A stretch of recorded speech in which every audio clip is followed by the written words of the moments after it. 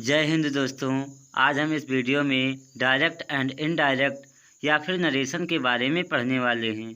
Direct and indirect को ही narration कहते हैं। मेरे प्रिय दोस्तों, यदि आप यूपी बोर्ड के परीक्षार्थी हैं या फिर यूपी बोर्ड के परीक्षार्थी होने वाले हैं तो ये टॉपिक आपके लिए बहुत ही महत्वपूर्ण होने वाला है। इसमें आप एक भी पॉइंट मिस मत होने देना ताकि आपका नरेशन का जो टॉपिक है वो आज ही क्लियर हो जाए। मेरे प्रिय दोस्तों, डायरेक्ट का मतलब होता है प्रत्यक्ष और इनडायरेक्ट का मतलब होता है अप्रत्यक्ष। प्रत्यक्ष का मतलब होता है सामने और अप्रत्यक्ष का मतलब होता है पीठ पीछे, यानी जो बातें हमारे सामने ना हो उसे हम अप्रत्यक्ष कहेंगे। डायरेक्ट का मतलब ये हुआ कि जब दो लोग आमने सामने बात करें तो उसे डायरेक्ट कहेंगे। और इनडायरेक्ट का मतलब ये हुआ कि जो दो लोग आपस में बात कर रहे थे उन दोनों लोगों की बातें हम किसी दूसरे से कहें तो वो हमारा इनडायरेक्ट हो जाएगा, यानी हम उन दोनों की बातें उन दोनों के पीठ पीछे कर रहे हैं। तो मेरे प्रिय दोस्तों, अब हम इन्हीं बातों को एग्जाम्पल के तौर पर समझते हैं। पहले इसके कुछ नियम हैं, हम इन नियमों को पढ़ लेते हैं, उसके बाद हम एग्जाम्पल पर चलते हैं। इसमें पहला नियम है कि फर्स्ट पर्सन को रिपोर्टिंग वर्ब के सब्जेक्ट के अनुसार बदल दिया जाता है। फर्स्ट पर्सन के अंतर्गत हमारा ही सी इट आता है और रिपोर्टिंग वर्ब उसे कहते हैं जो सेंटेंस कॉमास के अंदर लगे होते हैं। उसमें जो ही सी इट आता है हम उसे रिपोर्टिंग स्पीच के अनुसार बदल देते हैं। रिपोर्टिंग स्पीच उसे कहेंगे जो कॉमास के बाहर होगा। इसमें दूसरा नियम है कि सेकंड पर्सन को रिपोर्टिंग वर्ब के ऑब्जेक्ट के अनुसार बदल दिया जाता है। सेकंड पर्सन के अंतर्गत हमारा आई, वी, दे आदि आता है और हम इसे रिपोर्टिंग वर्ब के ऑब्जेक्ट के अनुसार बदल देते हैं। उसके बाद हमारा तीसरा नियम है कि थर्ड पर्सन के रिपोर्टिंग वर्ब में कोई बदलाव नहीं आता। थर्ड पर्सन के अंतर्गत हमारा आता है केवल यू और इसमें हम कोई बदलाव नहीं करते। उसके बाद हमारा चौथा नियम है कि कामाज के स्थान पर, यानी डायरेक्ट में जो कामाज लगे होते हैं उनके स्थान पर हम दैट का प्रयोग कर देते हैं इनडायरेक्ट बनाते समय। अब हम इन्हीं नियमों को एग्जाम्पल के रूप में समझते हैं। हमारा इसमें पहला एग्जाम्पल है माई फ्रेंड सेड, मतलब मेरे दोस्त ने कहा आई नीड सम मनी, मुझे कुछ पैसों की ज़रूरत है। तो जैसे मेरे दोस्त ने मुझसे कहा तो ये डायरेक्ट हो जाएगा और फिर मैं अपने दोस्त की बातें किसी और से कहूँ तो वो इनडायरेक्ट हो जाएगा। तो अभी मेरे दोस्त ने मुझसे कहा है तो मतलब मेरे दोस्त ने मुझसे डायरेक्ट कहा है। अब जब हम इसका इनडायरेक्ट बनाएंगे तो हम अपने दोस्त की बातें किसी दूसरे से कहेंगे। तो मेरे प्रिय दोस्तों, अब हम इसका इनडायरेक्ट बनाते हैं।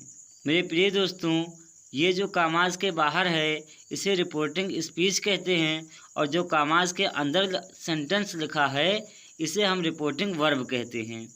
तो रिपोर्टिंग स्पीच में लिखा है माई फ्रेंड सैड, तो हम पहले इसे ऐसे उतार देंगे माई फ्रेंड सैड। तो मेरे प्रिय दोस्तों, हमने उतार दिया माई फ्रेंड सैड। अब हमने नियम में बताया है कि जहाँ कामाज लगे होते हैं उनके स्थान पर हम दैट का प्रयोग कर देते हैं। तो यहाँ पर देखो दोस्तों, यहाँ पर कामाज लगे हैं तो कामाज के स्थान पर हम दैट लगा देंगे ताकि ये दोनों सेंटेंस आपस में जुड़ जाएं। तो हमने कामाज के स्थान पर दैट लिख दिया। अब ये लिखा है आई नीड सम मनी, मैं अपनी दोस्त की बातें जब दूसरे से कहूँगा तो मैं कहूँगा कि मेरे दोस्त ने मुझसे कहा कि उसे कुछ पैसों की ज़रूरत थी। मैंने कहा कि उसे कुछ पैसों की ज़रूरत थी। तो जहाँ पर आई होगा ये हमारा रिपोर्टिंग वर्ब है तो हम इसे रिपोर्टिंग स्पीच के सब्जेक्ट के अनुसार बदल देंगे। तो जो हमारा आई होगा वो ही में बदल जाएगा। ही में इसलिए बदल जाएगा क्योंकि उसे कुछ पैसों की ज़रूरत थी और जब उसे का प्रयोग करते हैं तब वहाँ पर ही लग जाता है। अब हमने कहा उसे कुछ पैसों की ज़रूरत थी, यानी वह समय बीत चुका है, वह समय आ गया पास्ट टेंस में। तो जहाँ पर है यहाँ पर पास्ट टेंस में जैसे होता है उसे कुछ पैसों की ज़रूरत थी तो वहाँ पर वर्ब का सेकंड फॉर्म लग जाता है। तो जैसे यहाँ पर वर्ब क्या है, नीड है और नीड का सेकंड फॉर्म क्या हो जाएगा, नीडेड। अब नीडेड लिख दिया, इसके बाद बचा क्या, सम मनी। सम मनी को ऐसे उतार लेंगे। ऐसे अब हम दूसरा एग्जाम्पल देखते हैं। दूसरा एग्जाम्पल है माई बॉस सैड, मतलब मेरे दोस्त ने मुझसे कहा। जो कॉमास के बाहर है इसे रिपोर्टिंग स्पीच कहते हैं और जो कॉमास के अंदर सेंटेंस है इसे रिपोर्टिंग वर्ब कहते हैं। तो ये क्या हो जाएगा, माई बॉस सैड। तो हम पहले माई बॉस सैड को ऐसे उतार देंगे। हमने माई बॉस सैड को ऐसे उतार दिया। अब हमने नियम में बताया है कि कॉमास के स्थान पर दैट लग जाएगा, तो हम कॉमास के स्थान पर अब दैट लिख देते हैं। दैट एक कंजक्शन है जो कि सेंटेंसों को जोड़ने का काम करता है। अब इसमें लिखा है my boss sad I am on leave, मेरे बॉस ने मुझसे कहा कि मैं आज छुट्टी पर हूँ। तो जैसे सेंटेंस बना कि मेरे बॉस ने मुझसे कहा कि मैं छुट्टी पर हूँ, तो ये डायरेक्ट स्पीच हो गया। और जब हम इसी बात को किसी दूसरे से कहेंगे तो इनडायरेक्ट में चला जाएगा, और जब वो इनडायरेक्ट में चला जाएगा तो पास्ट टेंस हो जाएगा। अभी बॉस ने कहा कि मैं छुट्टी पर हूँ तो वो प्रेजेंट हो गया, लेकिन जब हम यही बातें किसी दूसरे से कहेंगे तो ये समय बीत चुका होगा, तो ये पास्ट टेंस में हो जाएगा। जैसे सेंटेंस है my boss sad I am on leave, तो इसका हिंदी अर्थ हो जाएगा कि मेरे बॉस ने कहा कि मैं आज छुट्टी पर हूँ। तो जब हम यही बातें किसी दूसरे से कहेंगे तो हम कहेंगे कि मेरे बॉस ने मुझसे कहा कि वो आज छुट्टी पर थे। तो वह आ गया, तो वह के लिए हम ही का प्रयोग करेंगे। अब देखो दोस्तों, समय बीत चुका है तो वो पास्ट टेंस में चला जाएगा, और जब यहाँ पर एम लगा है तो पास्ट टेंस में क्या लग जाएगा, ही के साथ वाज लग जाएगा। ही वाज लग गया और उसके बाद बचा क्या, ऑन लीव। ऑन लीव को ऐसे लिख देंगे। अब देखो दोस्तों, ये हमारा सेंटेंस तैयार हो गया। My boss said that he was on leave, मेरे बॉस ने कहा कि वो आज छुट्टी पर थे।